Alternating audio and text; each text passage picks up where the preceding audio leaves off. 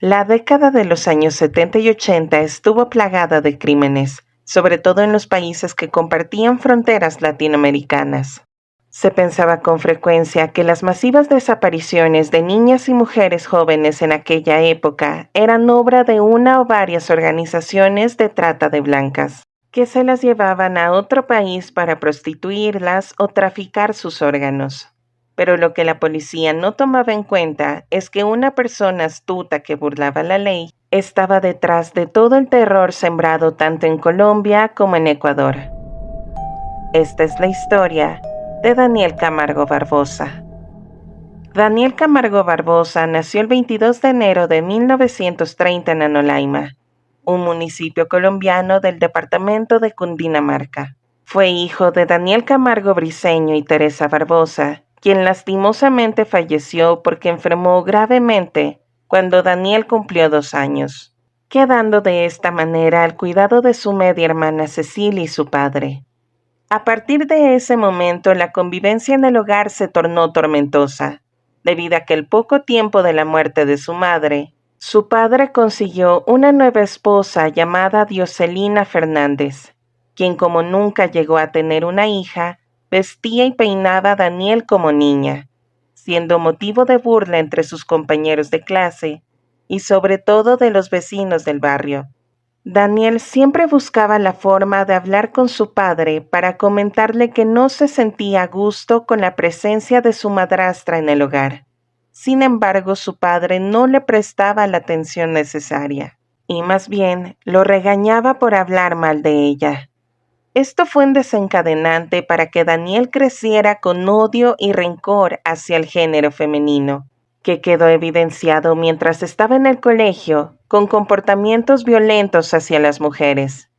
Por eso su padre, al notar que él no mejoraba, decidió enviarlo a estudiar a Bogotá en un prestigioso internado para que cursara el bachillerato. Pero como presenció algunos eventos de abuso sexual cometidos por sacerdotes, le pidió a su padre que lo cambiara de institución.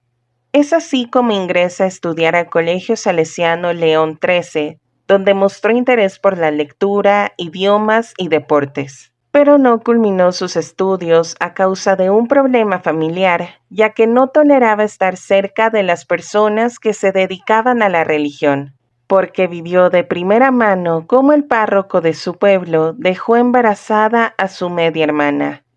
De manera que cuando cumplió 16 años, se dedicó a buscar trabajo para solventar sus necesidades. Y al notar que tenía facilidad para desenvolverse en público, empezó a vender electrodomésticos de puerta en puerta, exagerando los beneficios de su posible compra.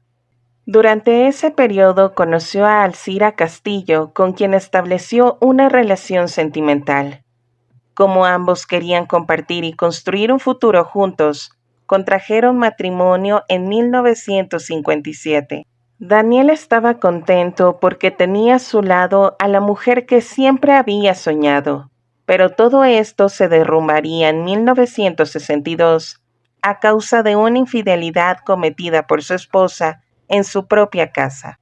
Daniel la abandonó y se prometió a sí mismo que no se iba a enamorar de otra mujer. No obstante, un año después de lo sucedido, conoció a una joven que trabajaba en una farmacia ubicada en el centro de la ciudad. Según las palabras de Daniel, era una mujer atractiva, coqueta y sumisa. Pero con el pasar del tiempo, Daniel se decepcionó de ella al descubrir que no era virgen. La joven trató de hablar con él para hacerle entender que eso había quedado en el pasado. Sin embargo, él se aprovechó de la situación para manipularla con el fin de que lo ayudara a conseguir niñas vírgenes, ya que ella no lo era. La mujer en un inicio se negó, por eso Daniel la amenazó con dejarla si no lo ayudaba, a lo que accedió para no separarse de él. El plan consistía en que Daniel se hacía pasar por vigilante de alguna tienda, y cuando identificaba a su víctima, la acusaba de haber robado algo y la retenía en contra de su voluntad. Luego aparecía su mujer como una supuesta encargada para llevarla a la casa de la administradora del local con el fin de ayudarla para que no sea acusada con las autoridades. Durante el trayecto, ella optaba por ir a una cafetería para comprarle una bebida y al mismo tiempo le proporcionaba unas pastillas para tranquilizarla. Pero lo que en realidad buscaba era sedar a su víctima para poder llevarla al lugar donde la esperaba Daniel para abusar de ella. Así hicieron con cada una de las niñas y jóvenes que escogían. Afortunadamente, en 1964, la pareja, tras cometer un error que dejó en evidencia sus delitos, fueron detenidos por los agentes de policía. La esposa de Daniel recibió una condena menor en relación a él porque colaboró con las autoridades y también porque proporcionó información sobre las víctimas, mientras que Daniel recibió una condena de 6 años de prisión, la cual se redujo a 5 años por buen comportamiento. Cuando Daniel obtuvo su libertad, se prometió a sí mismo no volver a cometer ningún delito para no estar en prisión. Inmediatamente buscó trabajo para poder subsistir, y a partir de ahí no se supo nada más de él. En 1969 se desató una ola de violencia debido a que comenzaron a aparecer cadáveres de mujeres apenas enterrados cerca de la estación energética El Charquito. Las víctimas iban desde los 13 a 22 años. Los agentes de policía descubrieron que habían muerto estranguladas y que habían sido agredidas sexualmente. Como no encontraron signos de forcejeo en los cuerpos, llegaron a la conclusión de que el asesino persuadía a sus víctimas y que ellas lo acompañaban hasta el lugar donde se encontrarían con la muerte. Pero como las autoridades se involucraron más en la investigación, de un momento a otro los cuerpos dejaron de aparecer, por lo que dedujeron que el asesino había huido a un país vecino. Para sorpresa de todos, Daniel fue deportado de Brasil en 1972. Lo que se dio a entender es que él tal vez se estableció en ese país para empezar su vida desde cero, sin que las demás personas lo juzgaran por su pasado. Vivió durante un tiempo en la ciudad de Manaus, donde aprendió a hablar, leer y escribir portugués, lo que le permitió adaptarse rápidamente en la sociedad para desenvolverse como comerciante, pero nunca se llegó a conocer si cometió asesinatos durante su estancia en Brasil.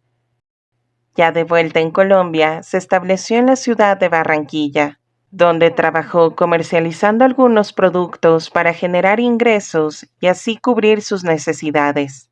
A pesar de que su comportamiento había mejorado, Daniel al observar a las mujeres sentía la necesidad de agredirlas sexualmente para luego quitarles la vida.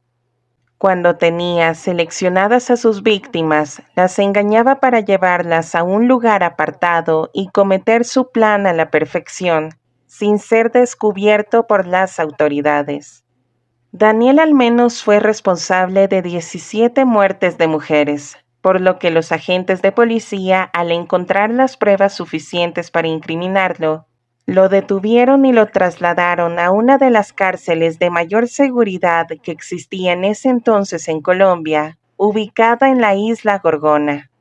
Esta cárcel se encontraba situada en las costas del Pacífico, rodeada de fuertes corrientes y tiburones, lo que atemorizaba a los criminales, ya que para ellos era difícil escapar de ese lugar bajo esas condiciones. Pero Daniel no le prestó importancia a los peligros que implicaba escapar, de modo que estudió durante varios días el clima, el océano y sus corrientes, el viento y la distancia existente que debía recorrer para estar en tierra firme, hasta que un día tomó la decisión de lanzarse al mar, ya que había una barca vieja en el agua, lo que le ayudó a escapar de prisión. Las autoridades creían que Daniel había sido devorado por los tiburones, pero lo que no sabían es que él había huido a Ecuador. En ese país aplicaba el mismo modus operandi, debido a que persuadía a sus víctimas de que era un cristiano evangélico extranjero que necesitaba llevarle una importante suma de dinero a un pastor en una iglesia de la ciudad. Él les pedía que lo acompañaran a dicho lugar y a cambio les ofrecía una recompensa de dinero. Luego de eso las llevaba hasta un descampado donde las agredía sexualmente y luego les quitaba la vida. Seguido a eso dejaba sus cuerpos abandonados en medio de la nada, no sin antes robar sus pertenencias para vender las que eran de valor y las que no para quedárselas como una especie de trofeo.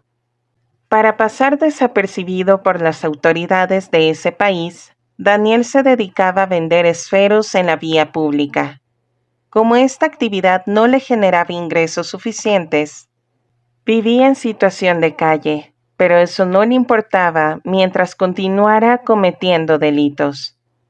Daniel asesinó cerca de 80 jóvenes en diferentes provincias del país en menos de 2 años, convirtiéndolo de esta manera en el asesino en serie más temido en Ecuador durante esa época. El 26 de febrero de 1986, justo cuando Daniel terminaba de asesinar a una niña de 8 años llamada Elizabeth Telpes, los agentes de policía, mientras vigilaban la zona en su patrulla, lo vieron con una maleta, razón por la que le pidieron su documentación. Para su sorpresa, cuando revisaron su maleta, encontraron prendas de género femenino manchadas de sangre, de modo que lo detuvieron y lo trasladaron a la comisaría para interrogarlo. Al cabo de unas horas, tras no soportar la presión de las autoridades, Daniel confesó haber violado y asesinado a 71 niñas y jóvenes en los últimos 15 meses, y para corroborar su declaración, dio detalles sobre sus víctimas, como sus nombres completos, características físicas y el tipo de indumentaria o pendientes que llevaban consigo. Además, dio la ubicación exacta del lugar donde había abandonado los cadáveres. En febrero de 1988, el Tribunal de Guayaquil emitió un juicio contra Daniel Camargo, quien estaba acusado por los delitos de secuestro, violación y asesinato de 71 víctimas. Los psiquiatras que lo evaluaron concluyeron que él era un delincuente sistemático, con una personalidad psicopática. Por lo tanto, se trataba de un criminal irrecuperable. Aparte del testimonio de los profesionales, también fueron claves las declaraciones de las víctimas, que lograron escapar y salvar su vida. Una de las supervivientes comentó lo siguiente: él me dijo llorando, señorita, se lo pido en nombre de nuestro Señor que me acompañe, ya que soy un evangélico que no hago daño a nadie. ¿Quién iba a desconfiar de un hombre que tenía una Biblia en sus manos? Yo creo que nadie. Otra de las jóvenes se explicaba. Parecía un señor indefenso, muy tranquilo. Tan solo verlo provocaba lástima. El juez Edgar Salazar Vera sentenció a Daniel a 16 años de prisión, una condena insuficiente para los crímenes que había cometido. Tras el veredicto, Daniel fue enviado a la cárcel del Litoral, donde compartió celda con otro asesino en serie, conocido como el Monstruo de los Andes. Poco después fue trasladado al Centro de Rehabilitación de Varones número 2 de Quito para evitar represalias de otros reclusos. Sin embargo, el 13 de noviembre de 1994, un preso llamado Giovanni Arcesio Noguera entró en la celda de Daniel, lo arrojó al suelo obligándolo a arrodillarse y le dijo: llegó la hora de la venganza, ya que era sobrino de una de las víctimas. A continuación le asestó 8 puñaladas y trató de degollarlo, pero como no pudo, le cortó una oreja y se desangró. De lo cogí, le metí 3 puñaladas, luego le quise sacar la cabeza, pero no me cortó más el arma. Es así como damos por finalizado este video, Pero antes quiero ver sus opiniones en los comentarios sobre el lamentable desenlace de este caso. Y sin nada más que decir, me despido de todos ustedes y nos vemos en el próximo video. Adiós.